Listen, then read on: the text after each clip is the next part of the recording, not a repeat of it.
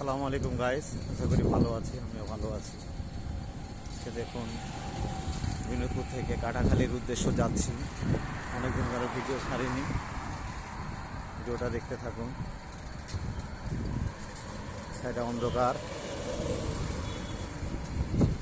সামনে 14 পাই।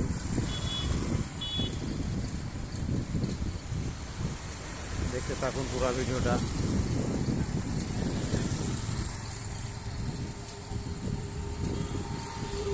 রাস্তা আছে একটু ফাঁকা, বিনোদপুরে একটু গ্যাঞ্জাম, তালাইমারিতে গ্যাঞ্জাম আর ঘাগলা।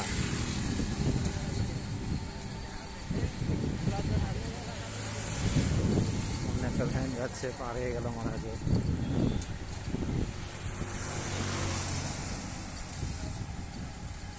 14 বাই মোড়। হ্যালো গাইস, আজকে এই পর্যন্ত। ভিডিওটা ভালো লাগলে লাইক, কমেন্ট, শেয়ার করবেন। ধন্যবাদ।